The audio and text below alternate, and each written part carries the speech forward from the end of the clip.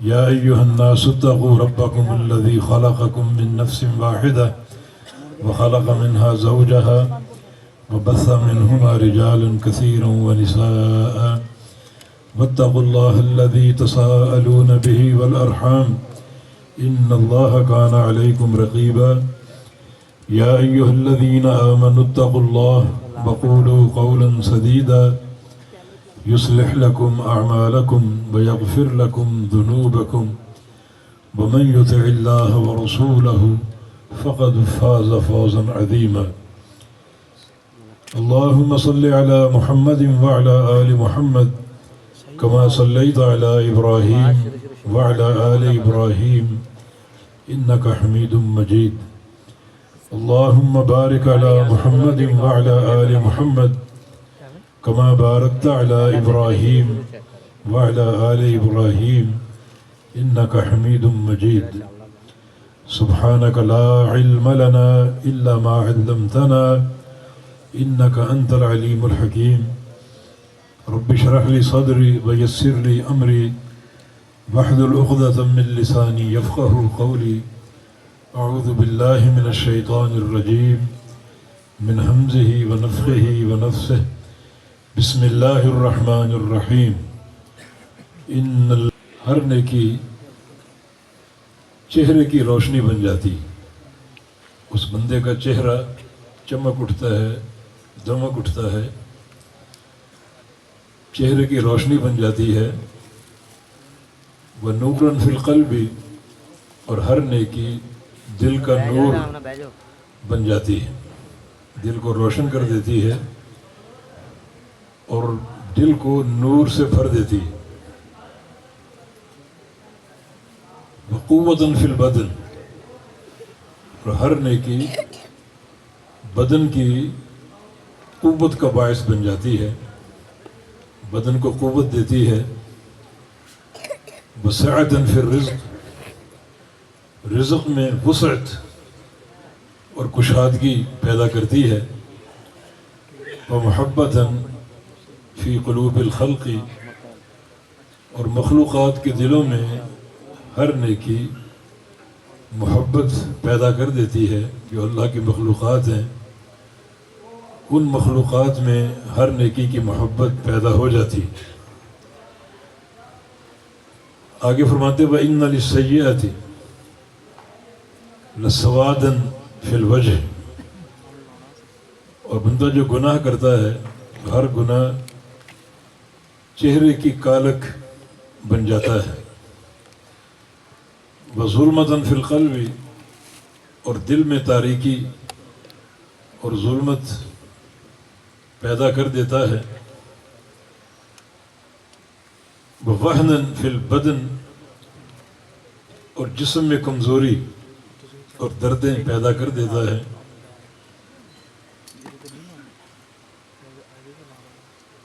وَضِيقًا فِي الرِّزْقِ، اور رزق میں تنگی پیدا کر دیتا ہے وَبُغْضَةً فِي قُلُوبِ الْخَلْقِ، اور مخلوقات کے اندر بغض، نفرت اور عداوت پیدا کر دیتا ہے۔ تو یہ نیکی اور گناہ کا ایک فرق جو عبداللہ بن عباس رضی اللہ عنہما کے اس قول سے واضح ہوتا ہے۔ اس فرق کی بعض صورتیں نبی علیہ السلام کے فرامین سے بھی ثابت ہیں۔ صحیح بخاری کی حدیث ہے، رسول اللہ صلی اللہ علیہ وسلم نے ارشاد فرمایا کہ ان اللہ اذا احب عبدا نادى جبریل، ایک بندہ نیک اعمال کرتا ہے اور اللہ کو اس سے محبت ہو جاتی ہے تو اللہ تعالیٰ جبریل امین کو خطاب فرماتا ہے انی احب فلانا فاحبہ، یہ جو فلاں بندہ ہے، فلاں کا بیٹا، مجھے اس سے محبت ہو گئی ہے، تو بھی اس سے محبت کر۔ تو جبریل امین اس سے محبت کرنا شروع کر دیتے ہیں اور پھر جبریل امین ساتوں آسمانوں کے فرشتوں کو خطاب فرماتے ہیں اور فرشتوں کو اللہ تعالیٰ کی محبت سے آگاہ کرتے ہیں کہ ان اللہ یحب فلانا فاحبوہ، اللہ تعالیٰ کو فلاں بندے سے محبت ہو گئی، تم بھی اس سے محبت کرو۔ تو ساتوں آسمانوں کے فرشتے اس بندے سے محبت کرنا شروع کر دیتے ہیں اللہ تعالیٰ کی محبت کی وجہ سے۔ فرشتوں کی تعداد کم نہیں ہے، اطت السماء وحق لها ان تطّ، فرشتوں کے بوجھ سے آسمان جھکے جا رہے ہیں۔ جیسے اب چارپائی پر بیٹھتے ہیں تو ایک چرچراہٹ کی آواز آتی ہے، ساتوں آسمانوں میں یہ آوازیں گونجتی ہیں فرشتوں کے بوجھ کی وجہ سے۔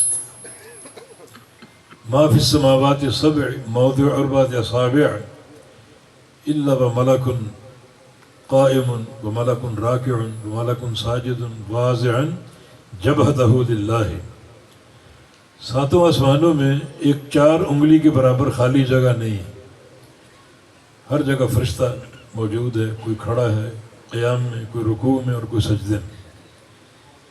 جس فرشتے کو اللہ نے پیدا کرتے ہی قیام میں کھڑا کر دیا وہ قیامت تک قیام میں رہے گا، اور جس کو پیدا کرتے ہی رکوع میں کھڑا ڈال دیا وہ قیامت تک رکوع میں رہے گا، اور جس کو پیدا کرتے ہی سجدے میں گرا دیا وہ قیامت تک سجدے میں رہے گا۔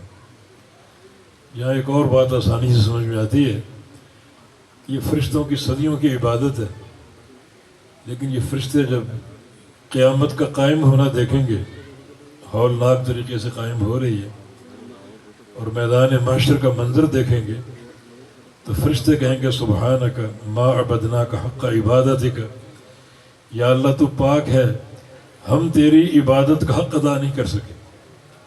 صدیوں کے سجدے، صدیوں کے رکوع، صدیوں کا ذکر ان کے کھاتے میں ہے، لیکن قیامت کی وحشت اور دہشت کو دیکھ کر وہ اپنی زندگی بھر کی نیکیاں حقیر جانیں گے کہ ہم حق ادا کر ہی نہیں سکے۔ یہ قیامت کے خوف کی ایک دلیل ہے۔ نبی علیہ الصلوۃ والسلام نے بھی اپنی احادیث میں اس ہولناکی کا ذکر کیا ہے، یحشر الناس الی اللہ حفاۃ عراۃ غرلا، جب قیامت قائم ہوگی بندے برہنہ اٹھائے جائیں گے۔ سیدہ عائشہ صدیقہ رضی اللہ عنہ نے پوچھا اذن ینظر بعضهم الی بعض، اگر لوگ برہنہ اٹھائے جائیں گے تو مرد عورتیں ایک دوسرے کو دیکھیں گے۔ فرمایا الامر افظع، صدیق کی بیٹی نہیں، قیامت کا معاملہ بڑا سنگین ہوگا، کسی کو دیکھنے کی ہوش ہی نہیں ہوگی۔ کیف تتقون ان کفرتم یوم یجعل الولدان شیبا، اللہ رسول کی بات اگر نہیں مانو گے اس دن سے کیسے بچ سکو گے جس دن کی ہولناکی کو دیکھ کر ایک دودھ پیتا بچہ بوڑھا ہو جائے گا۔ یہ قیامت کی ہولناکی، تو فرشتے بھی اسی چیز کا اقرار کر رہے ہیں۔ مسند احمد کی حدیث رسول اللہ صلی اللہ علیہ وسلم نے فرمایا لو ان رجلا یجر علی وجهه من یوم ولد الى یوم یموت حرما فی مرضات اللہ لحقر ذلك یوم القیامہ، ایک بندہ اگر پیدا ہوتے ہی چہرے کے بل گھسیٹا جائے بڑھاپے کی موت تک، 100 سال جیے اور 100 سال تک اس کو چہرے کے بل گھسیٹا جا رہا ہے اللہ کی راہ میں، اللہ کی رضا کے لیے، جیسے بلال حبشی کو گھسیٹا گیا اور یاسر اور ان کے بیٹے عمار کو گھسیٹا گیا، پورا 100 سال گھسیٹا جائے اللہ کی راہ میں، اللہ کی رضا کی خاطر، لحقر ذلك یوم القیامہ، یہ بندہ بھی جب قیامت کا دن دیکھے گا، مشاہدہ کرے گا، تو اپنی زندگی کی یہ 100 سال کی نیکی کو حقیر جانے گا، جس کا معنی یہ کہ ہمیں اپنی آخرت کی تیاری کرنی چاہیے۔ تو بات تھوڑی دور نکل گئی، جبریل امین فرشتوں میں اعلان کر رہے ہیں کہ اللہ تعالیٰ کو فلاں بندے سے محبت ہوگی، تم بھی اسے محبت کرو، تو سارے فرشتے اسے محبت کرتے ہیں۔ فرشتوں کی محبت کے 2 معنی ہیں، ایک ہے مستقل اس بندے کے لیے مغفرت کی دعا، اور دوسرا مستقل اس بندے کے لیے رحمت کی دعا۔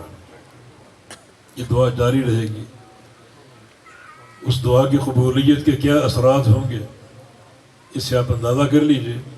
لیکن یہ ساری فضیلت کسے حاصل ہو رہی ہے؟ جس سے اللہ کو محبت ہوگی، اور اللہ کی محبت کی اساس جو ہے وہ یہ اعمال صالحہ ہیں، نیک اعمال ہیں۔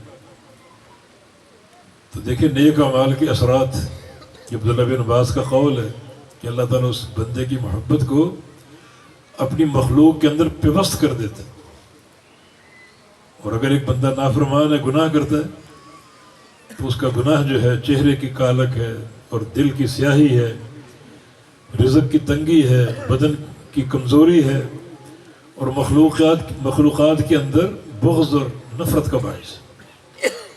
اسی حدیث میں آگے اذا ابغض اللہ عبدا، جب اللہ کسی بندے سے نفرت کرتا ہے، اللہ کو ایک بندے کا بغض ہو گیا، تو جبریل کو خبر دیتا ہے، پکارتا ہے انی ابغض فلانا فابغضہ، مجھے فلاں بندے سے بغض ہو گیا، تو بھی اس سے بغض رکھ، اس کی نفرت اپنے اندر پیدا کر، عداوت پیدا کر اپنے اندر۔ تو جبریل اس سے بغض رکھتے ہیں، اور پھر ساتواں آسمانوں کے فرشتوں میں اعلان کرتے ہیں کہ ان اللہ یبغض فلانا فابغضوہ، اللہ تعالیٰ کو فلاں بندے سے بغض ہو گیا ہے، نفرت ہو گئی ہے، تم بھی سب سے نفرت کرو۔ تو ساتوں آسمانوں کے فرشتے اس بندے سے بغض رکھتے ہیں۔ اب جو اللہ کا محبوب بندہ ہے، اس کے لیے کیا صلہ ہے؟ یوزع القبول فی الارض، اللہ اس کا جو محبت ہے، پیار ہے، وہ زمین پہ اتارتا ہے۔ وہ بندہ عرش معلیٰ پر مشہور ہو چکا، ساتوں آسمانوں میں مشہور ہو چکا، اس کا پیار پھیل چکا، اور اب پیار زمین پہ اترتا ہے، اور زمین میں اس پیار کو، محبت کو گاڑ دیا جاتا ہے، سب اسے محبت کرتے ہیں۔ اور جو بندہ جس سے اللہ کو بغض ہو گیا، ملائکہ کو بغض ہو گیا، توزع لہ البغضاء فی الارض، تو اس کا بغض اللہ تعالیٰ زمین میں اتارتے، زمین میں گاڑ دیتا ہے۔ یہ محبت اور یہ بغض جس کی اساس نیکی اور گناہ ہے، اور یقیناً کائنات کی ہر شے محبت بھی کرتی اور بغض بھی رکھتی، جیسے نبی علیہ السلام کے حدیث ہے کہ ھذا احد یحبنا ونحبہ، یہ احد پہاڑ ہم سے محبت کرتا ہے، ہم اس سے محبت کرتے ہیں۔ مانا اللہ تعالیٰ جمادات کے اندر بھی محبت اور نفرت پیدا کرنے پر قادر۔ قرب قیامت جب عیسیٰ علیہ السلام آئیں گے اور یہودیوں کو چن چن کر قتل کریں گے، اس وقت بعض یہودی درختوں اور پتھروں کی اوٹ میں چھپیں گے اپنے آپ کو بچانے کے لیے۔ تو پتھر بولیں گے، درخت بولیں گے تعال یا مسلم فإن ورائی یہودیا، مسلمان ادھر آؤ، ہمارے پیچھے بھی یہودی چھپا ہوا ہے، اس کو قتل کرو آ کر۔ یہ پتھر اور جمادات میں، درختوں کے اندر بھی بغض کے جو ہیں وہ آثار موجود ہیں، محبت بھی کرتے ہیں اور نفرت بھی کرتے ہیں۔ وہ تنا اس بات کی دلیل ہے، پیارے پیغمبر جس سے ٹیک لگا کر جمعے کا خطبہ دیا کرتے تھے، ممبر بنا دیا گیا۔ جب آپ نے پہلا خطبہ ممبر پر دیا، اچانک مسجد نبی سے رونے کی آواز آئی۔ یہ کون رو رہا، کہاں سے آواز آئی؟ نبی علیہ السلام اس آواز کو بھانپ گئے، وہ تنے سے آ رہی تھی جس سے ٹیک لگا کر، سینہ لگا کر پیارے پیغمبر خطبہ دیا کرتے تھے۔ نبی علیہ السلام کی دوری کو برداشت نہ کر سکا، اس کے ساتھ ٹیک لگا کے جب قرآن پڑھتے تھے، اس قرآن سے فراق برداشت نہ کر سکا، رو پڑا۔ آپ پھر نیچے اترے، اس درخت کو، تنے کو اپنے سینے سے لگایا، تھپکی دی، آہستہ آہستہ ہاتھ پھیرا، اور وہ یوں چپ ہوا جیسے بچہ روتے روتے چپ ہوتا ہے۔ تو جمادات میں بھی یہ شعور موجود ہے، اللہ یہ شعور پیدا کرتا ہے۔ نبی علیہ السلام بعض اوقات کھانا کھا رہے تو صحابہ کا بیان ہے، آپ کے ہاتھ میں لقمہ ہوتا، اس لقمے سے ہم نے سبحان اللہ الحمدللہ کی آوازیں سنی۔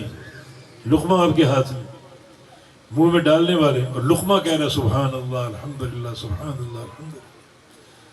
یہ اللہ تعالیٰ کی قدرت اور اس کی توفیق ہے۔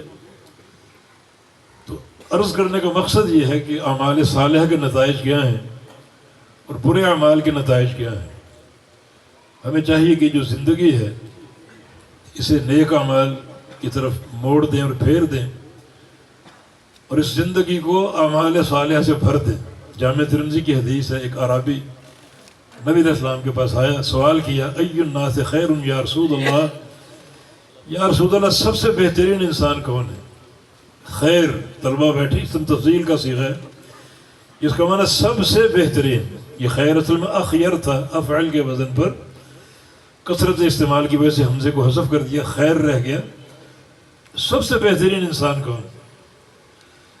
فرمایا کہ من طال عمرہ وحسن عملہ، سب سے بہترین انسان وہ ہے جس کی عمر لمبی ہو اور عمل نیک ہو. عمر بڑھتی جا رہی ہے، نیکیاں بڑھتی جا رہی ہیں، اور اس کی عمر جو ہے وہ نیک اعمال کے ساتھ آگے بڑھ رہی ہے، بھر رہی ہے. پوچھا بھائی الناس شر یا رسول اللہ، سب سے بدترین انسان کون ہے؟ فرمایا کہ من طال عمرہ وساء عملہ، جس کی عمر تو لمبی ہو مگر عمل اس کے برے ہو. عمر بڑھتی جا رہی ہے اور اس کو نیکیوں کا احساس نہیں، نیکیوں کی توفیق نہیں، وہی روٹین ہے، وہی گناہ ہے، سوچ بھی ناپاک، آنکھیں بھی ناپاک، کان بھی ناپاک، زبان بھی ناپاک، اسی طرح گناہوں کی طرف میلان ہے اور شہوات نفس کا اسی طرح غلام بنا بیٹھا ہے. اس سے برا انسان کوئی نہیں. تو پھر یہ دن ہمیں جوں جوں آگے لے جا رہے ہیں، عمر بڑھتی جا رہی ہے، اپنے اندر نیک اعمال کا جذبہ پیدا کریں. آپ نے 60 سال کی عمر کے بارے میں فرمایا کہ اذا بلغ رجل الستین اعذر اللہ الیہ، جب آدمی 60 سال کا ہو جائے تو اللہ اس کے سارے عذر ختم کر دیتا. اب وہ کہے کہ میں ویسا ہی رہوں جیسا میں 20 سال کا تھا، جیسا میں 30 سال کا تھا، اب عذر اس کے ختم ہو گیا. اب گناہ کرے گا، شدید ترین عذاب پائے گا. نظروں کا استعمال غلط کرے گا، کانوں کا استعمال غلط کرے گا، آنکھوں کا استعمال غلط کرے گا، دل کی سوچ اس کی پراگندہ ہوگی. اب اس کا عذر قابل قبول نہیں ہے کہ تو 60 سال کا ہو چکا، اب بھی تو ویسا ہی چل رہا. ہاں اس کے مقابلے میں مگر نوجوان ہے، اس کے اندر تقوی ہے، اس کے اندر اللہ کی خشیت ہے، اللہ تعالیٰ کا خوف ہے. نبی علیہ السلام کی حدیث ہے کہ یعجب ربنا من شاب لیست لہ صبوہ، اللہ تعجب کرتا ہے اس نوجوان پر جس کے اندر نفس کی خواہشات کا میلان نہ ہو. نوجوان ہے، جوانی کی عمر، طغیانی کی عمر، اور نفس کی خواہشات کی طرف کوئی میلان، کوئی رغبت نہیں. آنکھیں اس کی بالکل پاکیزہ، جھکا کے رکھتا ہے، کان اس کے بالکل پاکیزہ، کوئی فحش چیز نہیں سنتا، زبان اس کی بالکل پاکیزہ، کوئی فحش گوئی نہیں کرتا، اور دل اس کا بالکل پاکیزہ، اس کی سوچ بڑی اچھی ہے. اللہ تعجب کرتا ہے اس نوجوان پر. اللہ کا تعجب کرنا کوئی معمولی بات نہیں ہے، بہت بڑی فضیلت اور شرف کی بات ہے. یہ تعجب ہم بھی کرتے ہیں، اللہ بھی کرتا ہے، اللہ کی صفت ہمارا اس پر ایمان ہے، لیکن اس کا تعجب کرنا کیسا ہے یہ معلوم نہیں. ہمارا تعجب کرنا جہل پر ہے، عدم علم پر ہے. ہمیں تعجب ہوتا ہے جب کسی چیز کی حقیقت کا علم نہ ہو، تب تعجب کرتے ہیں، حیرت. اللہ کا تعجب کرنا عدم علم پر نہیں ہے، ہر شے کو اس کے علم نے گھیرا ہوا ہے. اس کا تعجب کرنا کیسا جیسا اس کے لائق ہے. لیکن شرف بہت بڑا ہے کہ اللہ اس نوجوان پر تعجب کرتا ہے. اور یہ تعجب ایک حدیث میں عقیدہ توحید سے بھی مربوط ہے. نبی علیہ السلام کی حدیث ہے کہ یعجب ربنا من رجل یقول رب اغفر لی ذنوبی انہ لا یغفر ذنوب غیرک. اللہ اس نوجوان پر تعجب کرتا ہے جو یہ کہتا ہے کہ اے اللہ میرے گناہوں کو معاف کر دے، تیرے علاوہ گناہوں کو معاف کرنے والا کوئی نہیں. دیکھو یہ بندہ گناہ کرتا ہے، کیا اس کا عقیدہ ہے. آج تو ہم جب کہتے ہیں نا گناہ بخشوانے فلاں درگاہ پہ چلو، فلاں آستانے پہ چلو اور فلاں قبر پہ چلو، نہیں، ٹھوس عقیدہ اس کا اللہ کے سوا کوئی گناہ کو بخشنے والا نہیں ہے. اس عقیدے کا اظہار کر رہا ہے کہ یا اللہ میرے گناہ معاف فرما دے، تیرے علاوہ کوئی گناہوں کو معاف کرنے والا نہیں ہے. تو بندے کے اس عقیدے پر اللہ تعجب کرتا ہے، اس کی پختہ توحید پر، ٹھوس توحید پر، کہ گناہ بھی کرتا ہے اور اس چیز کا ادراک ہے کہ اللہ کے علاوہ گناہوں کو معاف کرنے والا کوئی نہیں. سید الاستغفار میں بھی یہی پیغام ہے. تو بڑا یہ عظیم عقیدہ ہے. بندے کی جس قدر پختہ توحید ہوگی اتنا وہ اللہ کے مقربین میں شامل ہوگا، اتنا اللہ کا پیارا اور محبوب ہوگا. تو بات اعمال صالح کی ہو رہی ہے. یہ عمل صالح جو ہے یہ دنیا کی کامیابی اور ہر مرحلے کی کامیابی کی ضمانت ہے۔ دو چھوٹے چھوٹے واقعے ذہن میں آ رہے ہیں دنیا کے تعلق سے۔ ایک تو موسیٰ علیہ السلام اور خضر علیہ السلام کا واقعہ، ان کا سفر معروف ہے، گزر رہے تھے تو ایک قوم سے ضیافت طلب کی، بھوک لگی ہوئی تھی، قوم سے ضیافت طلب کی کہ ہمیں کھانا کھلا دو، قوم نے انکار کر دیا، واپس آ گئے۔ ایک دیوار دیکھی گرنے والی، کمزور، تو خضر علیہ السلام نے کہا چلو اس دیوار کو بنا دیں، مضبوط کر دیں۔ دونوں دیوار بنا رہے، ایک اللہ کا نبی اور ایک اللہ کا ولی، اور بعض علماء ان کو بھی نبی قرار دیتے ہیں۔ دیوار بنا رہے ہیں، دیوار بن گئی، مضبوط ہو گئی۔ موسیٰ علیہ السلام بھوک سے نڈھال، فرمایا کہ اب تو ہم نے ان کی مزدوری بھی کر دی، اب تو کھانا ان کو کھلانا چاہیے، ان سے ہم طلب کریں جا کر۔ خضر نے کہا کہ نہیں، آپ اس دیوار کی رمز کو نہیں جانتے، بتائیں گے آپ کو۔ پھر کیا بتایا؟ اما الجدار فکان لغلامین یتیمین فی المدینہ، یہ دیوار اس شہر کے دو یتیم بچوں کی دیوار ہے، دو یتیم کمزور ناتواں بچے، ان کی دیوار ہے۔ اور وکان تحت کنز لہما، اس دیوار کے نیچے ان کا خزانہ ہے۔ جب ان کا باپ دنیا سے گیا، بچے چھوٹے تھے، اگر چھوڑ جاتا تو اوباش اس خزانے پر قبضہ کر لیتے، تو وہ دیوار کے نیچے اپنے خزانے کو دفن کر کے دنیا سے گیا۔ اگر وہ دیوار گر جاتی، خزانہ کھل جاتا، لٹیرے لوٹ لیتے اور بچے بیچارے محروم ہو جاتے، تو پھر فَأَرَادَ رَبُّكَ أَن يَبْلُغَ أَشُدَّهُمَا يَسْتَخْرِجَ كَنزَهُمَا، تیرے رب کا فیصلہ، ارادہ کہ یہ بچے جب طاقتور ہو جائیں، جوان ہو جائیں، اپنا خزانہ سنبھالنے کے قابل ہو جائیں، پھر خزانہ ان کو ملے، پھر نکال لیں۔ اور اس سارے قصے کا سبب کیا ہے؟ یہ دو نیک ہستیاں دیوار بنا رہی ہیں، کیوں؟ خزانے کی حفاظت کر رہی ہیں، کیوں؟ قرآن نے اس کا سبب بیان کیا، وَكَانَ أَبُوهُمَا صَالِحًا، ان کا باپ نیک تھا۔ باپ کی نیکی، نیک اعمال اولادوں کے کام آ رہی ہیں۔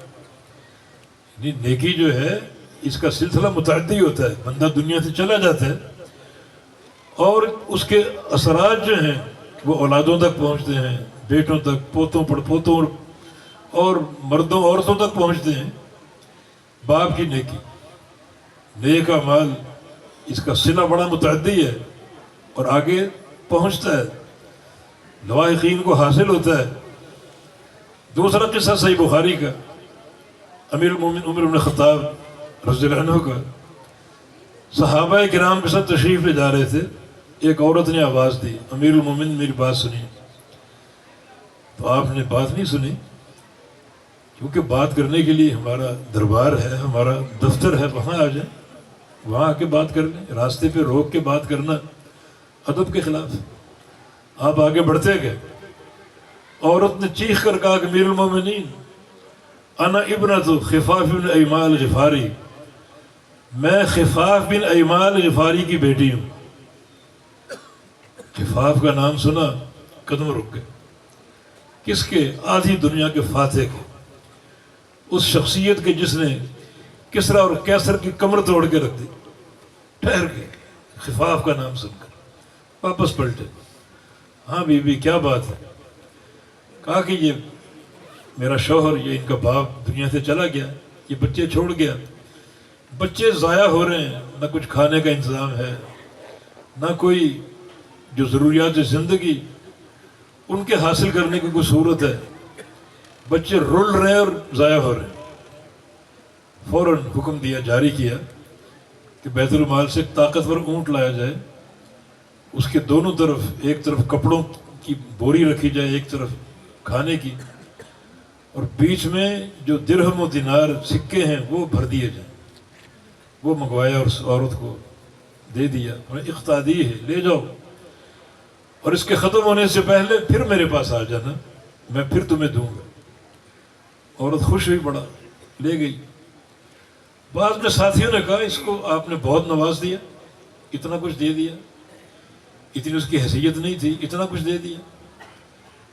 بڑا تم نہیں جانتے کس کی بیٹی ہے، خفاف بن ایمال غفاری کی، ایک قلعہ ہم فتح کرنا چاہ رہے تھے، دشمن قلعہ بند تھا، ہم باہر سے اس قلعے کو کھولنے کی کوشش کر رہے ہیں، مگر بلندی پر تھا اور اوپر دشمن تیر پہ تیر پھینک رہا تھا، بڑا ہمارا نقصان ہو رہا تھا، فتح لیٹ ہو رہی تھی۔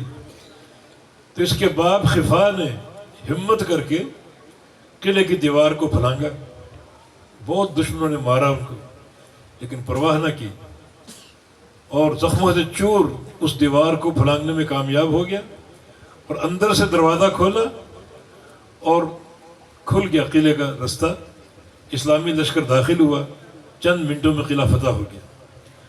اس قلعے کی فتح میں سارا کردار اس کے باپ کے، یہ باپ کی عظیم نیکی، دیکھیں اولادوں کے کام آ رہی ہے، بیٹی کے کام آ رہی، بیٹی کی اولادوں کے کام آ رہی، تو نیکی کا معاملہ بڑا عظیم ہے، اللہ نیکی کا بڑا قدردان ہے، اور نیکی ضائع نہیں کرتا، برباد نہیں کرتا، دنیا کے اندر بھی اس کا صلہ عطا فرماتا ہے، مرنے کے بعد بھی جب انسان قبر میں داخل ہوتا ہے تو قبر کا فتنہ کہاں سے شروع ہوتا ہے؟ نبی علیہ السلام کی حدیث ہے کہ یؤتی الیہ من قبل رأسہ، جب میت کو قبر میں اتارا جاتا ہے تو اللہ کا عذاب اس کے سر کی طرف سے آتا ہے، اس پر حملہ آور ہوتا ہے۔ وہ کہتے ہیں کہ قبر کی پہلی رات بڑی خطرناک اور بڑی سخت ہوتی ہے، میں کہتا ہوں پہلی گھڑی بڑی سخت ہے، قبر میں اتارا گیا، عذاب جھپٹ پڑا، حملہ آور ہو گیا، اور سر کے راستے اندر داخل ہونا چاہ رہے ہیں، وہاں دو نیکیاں کھڑی ہو جاتی کہ خبردار اندر نہ آنا، ایک اس بندے کے سجدے، دوسرا اس کی نماز، وہ کھڑے ہو جاتے ہیں، عذاب کے آگے ڈھال بن جاتے ہیں، اور عذاب اس ڈھال کو کراس نہیں کر پاتا، وہاں سے واپس پلٹ آتا ہے۔ ثم یؤتی الیہ من قبل یمینہ، پھر عذاب دائیں طرف آتا ہے، دائیں طرف صدقہ کھڑا ہو جاتا ہے، یہ سیدھے ہاتھ سے جو اللہ کی راہ میں مال خرچ کرتا تھا، صدقہ دیتا تھا، یہ نیکیاں کرتا تھا، صدقہ کھڑا ہو گیا کہ خبردار یہ بندہ صدقہ دیتا تھا، دائیں طرف اس عذاب کے آنے کی کوئی سبیل نہیں، وہاں سے پلٹتا ہے، بائیں طرف سے حملہ آور ہوتا ہے، وہاں روزہ کھڑا کہ خبردار یہ بندہ روزے رکھتا تھا، اندر آنے کی کوشش نہ کرنا، عذاب پلٹتا ہے وہاں سے بھی، پھر وہ پاؤں کی طرف سے آتا ہے اس بندے میں داخل ہونے کے لیے، تو پاؤں کی طرف دو نیکیاں کھڑی ہوتی ہیں، ایک اس کا قیام اللیل تہجد کی نماز، اور دوسرا اس کا قدموں سے چل کر جانا مسجد نماز پڑھنے کے لیے، یہ دو عمل کھڑے ہو جاتے ہیں، وہ قدم کہتے ہیں کہ خبردار آگے نہ آنا، تہجد کھڑا ہے، قیام اللیل کھڑا ہے، اور جو اس کے قدم ہیں مسجد کی طرف جانے والے وہ کھڑے ہیں، عذاب کیا کہتا ہے؟ پلٹ آتا ہے اور کہتے ہیں لم اجد فی منفذا، اس بندے میں داخل ہونے کے لیے مجھے کوئی راستہ نہیں ملا، عذاب ٹل گیا۔ یہ پہلی گھڑی بڑی ہولناک ہے، اگر اعمال صالحہ میں کوتاہی ہوگی تو عذاب تو سرایت کر جائے گا، جسم میں داخل ہو جائے گا، کون ٹالے گا اس کو؟ تو ٹالنے والے یہ اعمال ہیں، سجدے ہیں، قیام اللیل ہے، روزے ہیں، صدقات ہیں، اور پھر مسجد کی طرف چل کے جانا بہت عظیم نیکی ہے۔ اللہ کے بندوں مساجد کو آباد کیا کرو، اللہ مجھے اور آپ کو توفیق دے۔ نبی علیہ السلام کی حدیث ہے ما من رجل توطن المسجد، جو بندہ مسجد کو اپنا وطن بنا لے، مسجد کو وطن بنا لے، مسجد کو آباد کرنا چاہ رہا ہے، مسجد کو وطن بنا لیا، الا تبشبش اللہ علیہ، اللہ اس کی طرف بشاشت فرماتا ہے۔ بشاشت بولتے ہیں انشراح صدر کو، یہ ہمارا معنی ہے، انسان کے چہرے پر بشاشت آتی، رونق آتی ہے، اور جسم اور جو دل ہے اس کا، اس میں ایک انشراح پیدا ہوتا ہے، وسعت پیدا ہوتی ہے، یہ سب بشاشت کے معنی ہیں۔ اللہ کی بشاشت کیسی یہ ہم نہیں جانتے، صفت پر حق ہے، صحیح حدیث میں وارد ہے، اللہ بشاشت فرماتا ہے، خوشی کا اظہار کرتا ہے کہ بندہ مسجد آ رہا ہے، گھر سے آ رہا ہے مسجد کو اپنا وطن بنا، لیکن مسجد کو آباد کرنے کے لیے نبی علیہ السلام نے اس بشاشت کو ایک مثال سے سمجھایا، کما یتبشبش احد الغائب بغائبہم اذا قدم علیہ من السفر، جیسے ایک بندہ باہر گیا ہو پردیس میں اور 4 سال بعد 5 سال بعد لوٹ رہے ہو، تو اس کی ماں اس کا کیسے استقبال کرے گی؟ اس کی ماں کی بشاشت کا عالم کیا ہوگا؟ بیٹے کی ملاقات میں اس کا شوق اور اس کی خوشی کیسی ہوگی؟ جیسی خوشی اور شوق اور بشاشت ماں کے اندر ہے، اس آنے والے کے باپ کے اندر ہے، اس کے اہل کے اندر ہے، اللہ تعالیٰ اس سے بڑھ کر اس بندے کے لیے بشاشت فرماتا ہے جو مسجد کو وطن بنانے کے لیے آ رہا ہے، ہمیشہ مسجد میں نظر آ رہا ہے، ہر نماز میں نظر آتا ہے، ایک مقام اس کا متعین ہے، وہیں بیٹھا آپ کو ملے گا، وہیں بیٹھا قرآن پڑھ رہا ہے، وہیں بیٹھا اذکار کر رہا ہے، معنی مسجد اس کا وطن ہے۔ اور علماء نے اس کا ایک معنی اور بھی بیان کیا تبشبش کا، بشاشت کا، جب قیامت کے دن اس بندے کو حساب و کتاب کے لیے پکارا جائے گا، اب حساب و کتاب دینے آ رہا ہے، تو اللہ اس کی آمد پر بشاشت فرمائے گا، یہ میرا وہ بندہ ہے جو مسجد کو آباد کرنے کے لیے آیا کرتا تھا۔ یعنی بشاشت قیامت کے دن بھی اللہ ایک شوق کا اظہار کرے گا، خوشی اور محبت کا اظہار کرے گا اس آنے والے کے لیے کہ اس نے مسجد کو وطن بنایا تھا۔ اور یہی نیکی قبر میں کام آ رہی ہے۔ جب عذاب پاؤں کی طرف سے گھسنے کی کوشش کرے گا، 2 عمل کھڑے ہو جائیں گے، ایک اس کا قیام اللیل جو ان قدموں پر کھڑے ہو کر تہجد پڑھا کرتا تھا، اور دوسرا مسجد کو وطن بنانے کے لیے مسجد میں آنا، قدم بڑھانا، ایک قدم اٹھا رہا ہے دوسرا رکھ رہا ہے، خطوۃ ترفع درجہ و خطوۃ تمحو سیئہ، جو قدم اٹھائے گا اللہ اس اٹھے قدم کے بدلے جنت میں ایک درجہ اونچا کر دے گا، اور جو وہی قدم زمین پر رکھے گا اللہ اس ٹکے قدم کے بدلے اس کے ایک گناہ کو معاف کر دے گا۔ جتنا وہ قدم چلے گا اتنے درجات بھی بلند ہو رہے ہیں اور گناہ بھی معاف ہو رہے ہیں۔ اور اگر یہ قدم جمعے کے دن ہو جمعہ پڑھنے کے لیے، تو نبی علیہ السلام کی حدیث ہے ہر قدم کے بدلے 1 سال کی نیکیوں کا ثواب ہے، وہ سال جس میں دن میں قیام ہو، روزے ہوں اور رات کو قیام ہو، پورے سال قیام السنۃ صیامھا و قیامھا، جمعے کے لیے آ رہے ہر قدم پر 1 سال کی نیکیوں کا اجر، وہ سال جس میں دن میں روزے ہوں اور رات کو قیام ہو۔ آپ کا گھر اگر مسجد سے 500 قدم کے فاصلے پر اور آپ پیدل آ رہے ہیں، 500 سال کی عبادت کا ثواب ہے۔ اللہ کتنا قدردان ہے، اور عبادت بھی وہ جو صیام و قیام کے ساتھ ہو، رات کے تہجد بھی شامل ہو اور دن کے روزے بھی شامل ہو، صیام و قیام کے ساتھ جو عبادت ہو۔ اللہ کتنا قدردان اپنے بندوں کے اعمال کا، نیکیوں کا۔ تو یقیناً ان سارے فضائل کے بعد، ان سارے محاسن کے بعد اگر ہم نیکیوں میں پیچھے رہ جائیں، غور کریں اس سے بڑا گھاٹے کا سودا بد نصیبی کیا ہوگی۔ الغرض یہ نیکی بندے کے لیے عظمت اور فضیلت کا باعث ہے، یہ نور ہی نور ہے، یہ روشنی ہی روشنی، دل کی روشنی، چہرے کی روشنی۔